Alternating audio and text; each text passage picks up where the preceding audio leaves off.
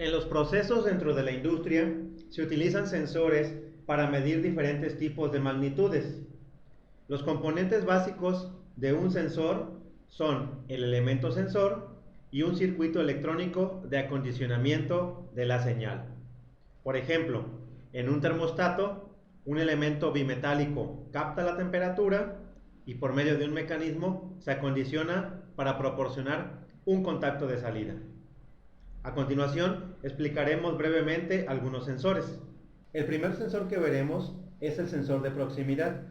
La forma más común consiste en un espárrago roscado que contiene el sensor aquí en uno de sus extremos.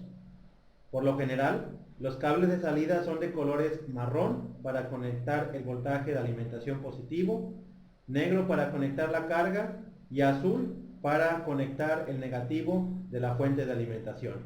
También puede tener forma rectangular, como se muestra en la imagen, donde está el cuerpo rectangular de color amarillo.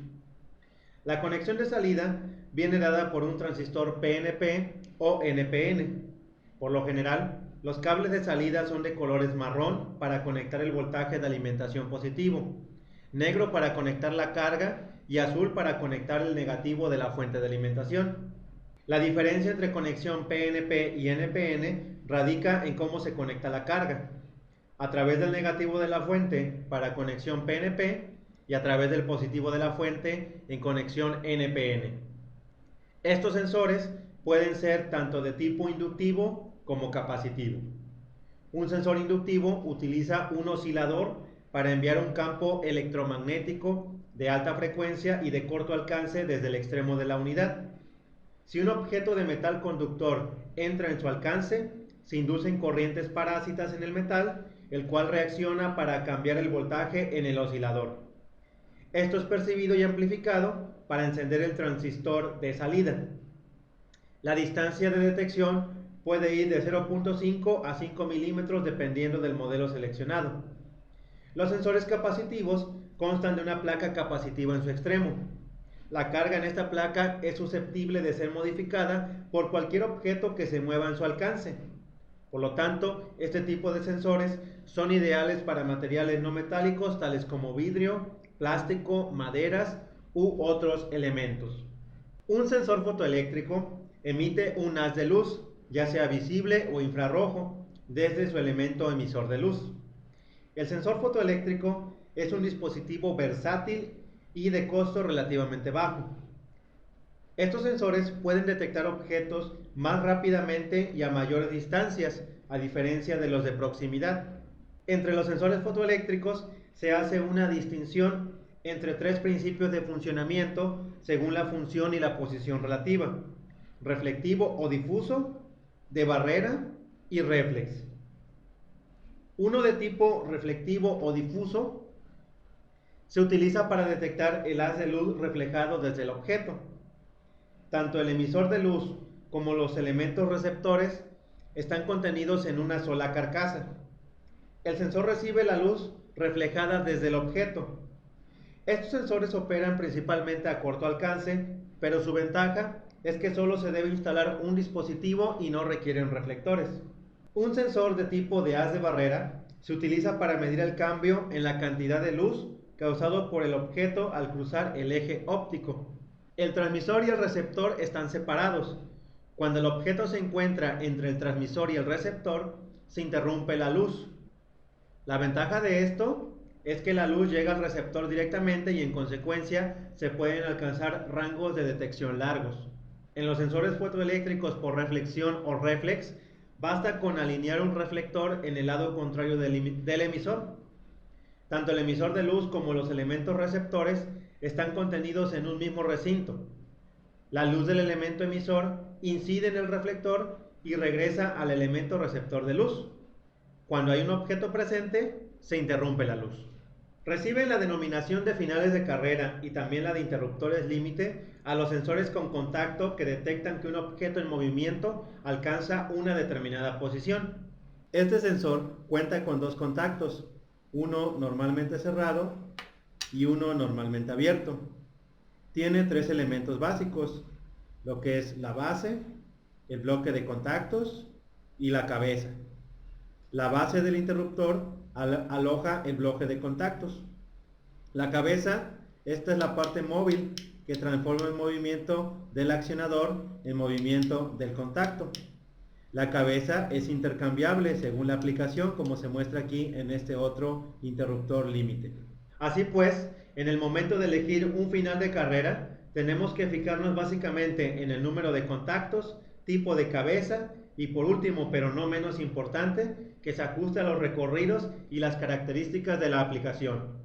En ocasiones, en una planta de proceso se requiere un control de encendido y apagado de una bomba, y en estos casos se utiliza un interruptor de presión que enciende o apaga un circuito eléctrico a una presión prefijada. Frecuentemente usan diafragmas o fuelles como elemento sensor de presión.